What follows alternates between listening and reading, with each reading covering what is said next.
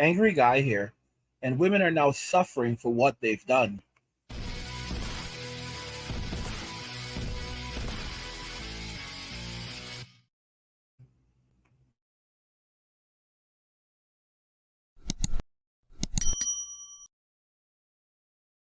Women are now suffering for what they've done.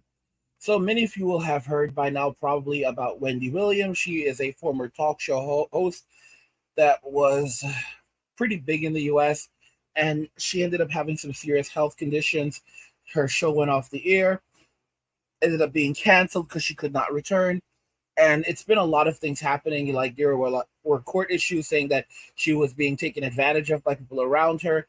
She was basically put under like a guardianship, and so I guess like lawyers and a court appointed guardian was put in charge of her assets and just all kinds of crazy stuff. Well, so it's been recently announced that she has dementia and aphasia. It's this condition that Bruce Willis also has. Thankfully, Bruce is in much better condition. He has his family around him. These people have been taking great care of him.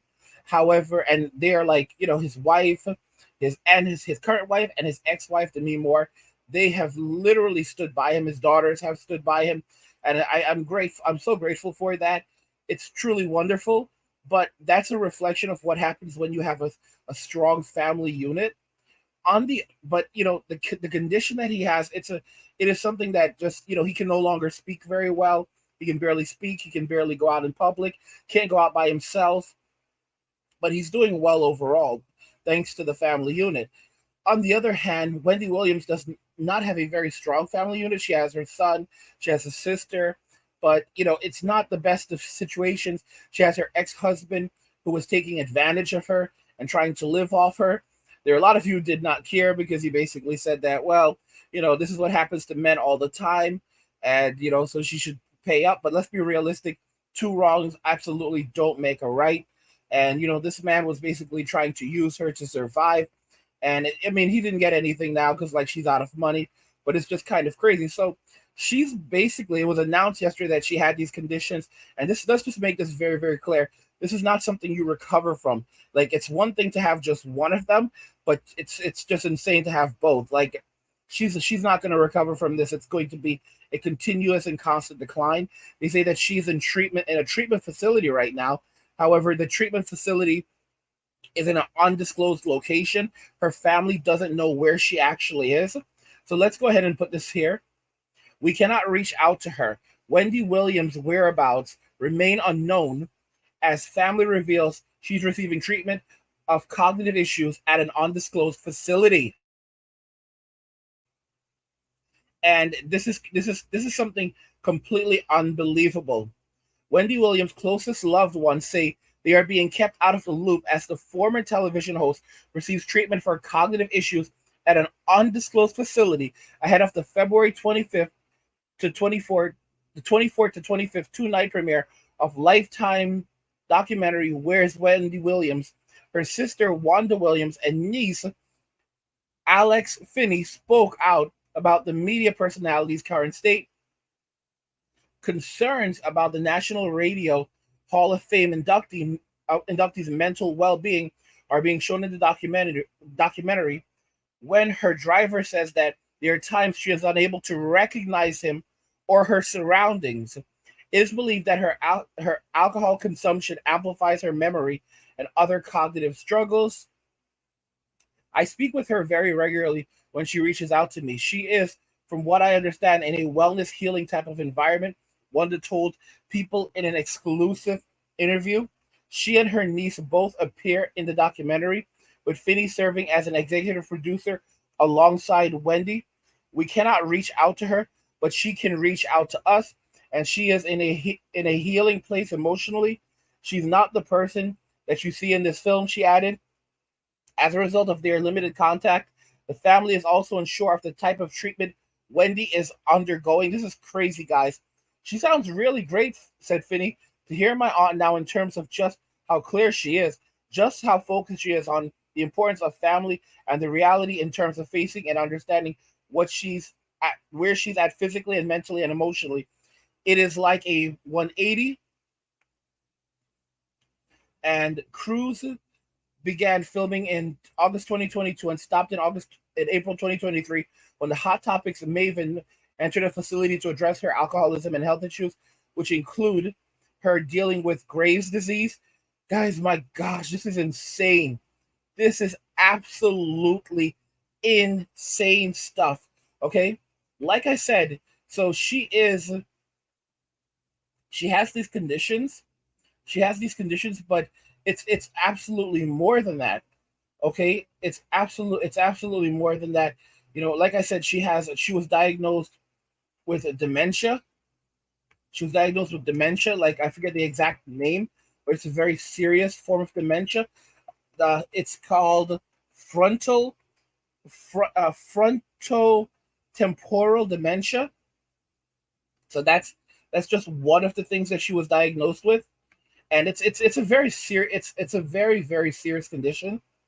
Let me go ahead and we'll jump more into it because I just find it crazy, like how they're playing this thing. So yeah, it's called frontotemporal dementia. Wendy Williams, a former talk show host, has been diagnosed with aphasia and frontal temporal dementia, her care team announced Thursday. Williams, 59, guys, she's only 59 years old. This is crazy stuff. Only 59 is best known for dishing celebrity gossip on the Wendy Williams show, which was one of the top ranked daytime talk shows when it aired 2008 to 2022. Before having her show, she was a radio host in Philadelphia and New York City. Actor Bruce Willis, 68, was also diagnosed with aphasia, a communication disorder, in March 2022, and his family said he was retiring. Last year, his family announced that he has been diagnosed with frontotemporal dementia, a rare form of dementia. So he has both of them, just like her. We asked neurologists and other health experts questions about the condition. And then, so here's some of the answers. So the dementia that she was diagnosed with is a category of neurodegenerative diseases and the same family as Alzheimer's and Parkinson's disease. And about 50,000 to 60,000 people in the U.S. have this form of dementia. It mostly affects people between the ages of 40 and 60. The most accurate term for this degeneration condition, which is more specific to the process going on in the brain, said Joel, would be frontotemporal lobar degeneration. And this came from a behavioral neurologist, assistant professor of neurology at NYU Langone Health, and chief medical officer of Isaac Health. And it's a category of dementia that specifically affects the brain's frontal temporal lobe. Sometimes it's more the frontal, sometimes it's more the temporal. Over time, it usually involves both. When the abnormality develops in the temporal lobe, in particular the temporal side of the brain that involves speech and language, a patient could have primary progressive aphasia. And keep in mind, she also has Graves' disease already. So this is a lot on top of everything else. Aphasia, which has various forms, including primary progressive aphasia, is a disorder caused by damage to the brain tissue responsible for language, usually on the left side of the brain. The condition can manifest as difficulty understanding language, producing language, or both.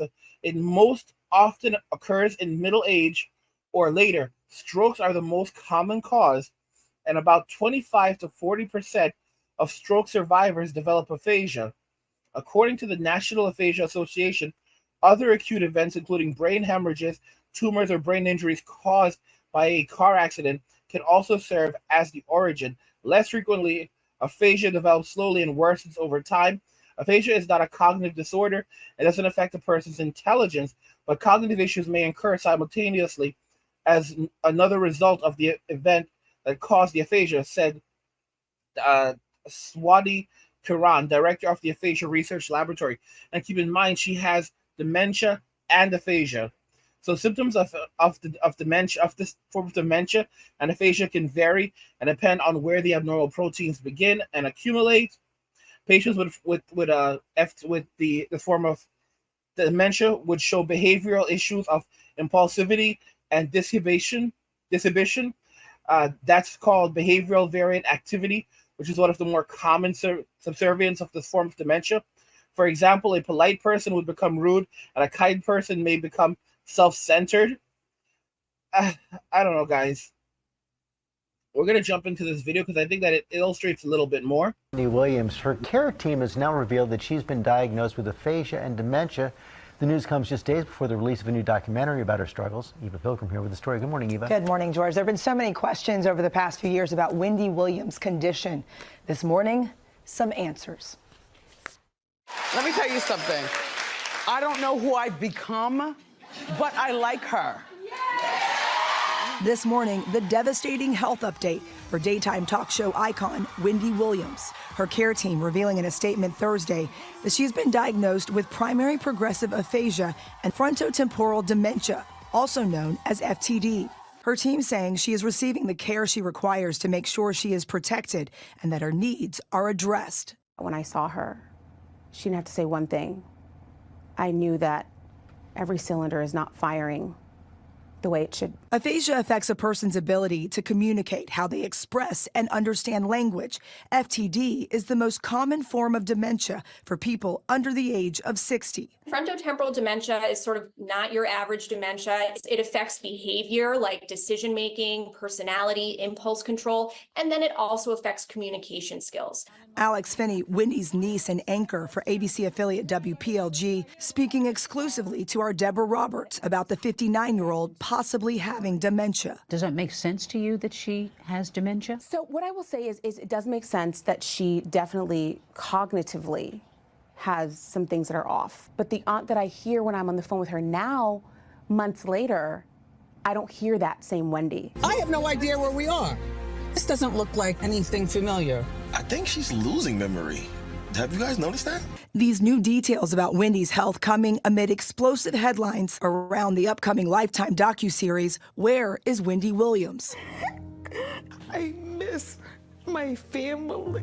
Some people are going to look at this and say, this is exploitation. She's being exploited. How could they do this? But I will say this, first and foremost, my aunt is the executive producer of this documentary. And when I finally talked with her and I said to her, Aunt Wendy, why do you want to do this? You know, you're clearly the health piece, all of that has to be addressed. Is now the right time? And she said, now is the perfect time because I want to take ownership of my story. My real name is Wendy Hunter. Hunter. Yep. And I'm divorced. The series taking an intimate look at Wendy's cognitive decline and recent struggles with sobriety. So you think you're perfectly fine having as many drinks as you want? Perfectly. Okay. But I'm just gonna put it downstairs to keep it cool. Keep it there. Okay. Keep it there. Wendy's mental state even being cited in a 2022 Wells Fargo petition to the New York Supreme Court. The judge appointing an outside guardian to manage her finances and her life. And overnight, TMZ reporting that guardian allegedly filed suit against Lifetime's parent company, A&E Networks, under seal just 2 days before the documentary is released. Now, let me ask you something very clearly, guys. Why would the Guardian file a suit against the people producing the documentary that Wendy signed off on? They don't want anyone to see what's happening. They have her in an undisclosed location. No one knows where she is. Her family doesn't know where she is. This outside guardian, this has never happened before. I've never heard of this before. All right. And she's basically been taken over by the state. She is completely under the control of the state. Her finances are under the control of the state. The guardian can make complete health decisions for her, and her family has no say in it at all. They are not even allowed to know where she is being held. Does this make any sense to you at all? Guys, these are the consequences. These are the consequences of feminism and of women choosing the state, because now the state is in control of them. Women think that they are free. No, they just have special privileges. They just have special privileges while men have been given special punishments. But the responsibility as well as the authority over women has transferred from men to the state. And this is just one of the examples. They don't, this is the state. The state does not want anyone to know what's actually happening. They want to keep everything covered up. Why wouldn't they want the public to see the condition that Wendy is actually in? They're like, oh, she's being exploited. How is she being exploited? Let me ask you this. How is it exploitation for society, for her fans, for the public to see exactly the condition that she's actually in? How is that exploitation? It should be kept private. It's a private matter. This doesn't make any sense whatsoever. That's a cover-up. It's good for the public to know what's happening, because then they could take action. And that's something they don't want. The state does not want intervention. Okay? Women basically, they've basically chased off their protectors, and they don't understand that these are the results. Like, you traded in men for the state. So now the state is your daddy, and the state can do with you whatever it wants. Guys, look at what happened to Britney. Look at what happened to Britney Spears. She basically lost all of her rights. Britney Spears, they said that, like, everyone's asking, where's all of Britney's money? Because Britney's only worth like $50 million right now, despite the fact that she made tons of money in the 90s and the 2000s, and she signed a contract in Las Vegas that was worth around $100 million. It was worth $100 million. Where's all of her money? Like, she should have ridiculous amounts of money. She was under a conservatorship for years and years. But here's the craziest thing about this. Her father was receiving something like $500,000 a year. You heard me right, $500,000 a year to oversee her estate. This guy made like $5 million, a minimum of $5 million off his daughter. Okay? And then there were the attorneys, okay, who also made a ton of money off her. She was not in control of her estate. She was not in control of her spending. And everyone's just getting a piece of her. And they were like, oh, we have to do this to protect her assets. Here's the thing. Here's the crazy thing. Britney's assets were fine before the state. She was in complete control of her assets. Despite the fact that she married Kevin Federline, she wasn't spending crazy amounts of money on him. She was in much better control of her estate before her family and the state, before the state stepped in and appointed these guardianship roles and overseers, and everyone started taking a cut. And I'm telling you, like, what's happening to Wendy Williams right now, the state is taking a cut. It's the truth. Like, they're like, oh, guys, the state is taking a cut. Okay? They've taken control of her assets, and they've taken control of her, and they're taking this cut. All right? And she may end up with literally no money at all. They're like, oh, we're doing this to protect her assets. No, you're doing this to control whatever assets she has and take a cut. You think all of this is free? Of course not. That guardian that's overseeing her, they're getting paid good money. They're dragging out whatever she has. They're taking as much as they possibly can. But women made this choice for themselves. They absolutely made this choice for themselves. Guys, if you're enjoying the content, help get the channel to 100,000 subscribers on our journey to 2 million by subscribing to the channel if you already have it, liking the video, and turning on notifications to never miss another video ever again.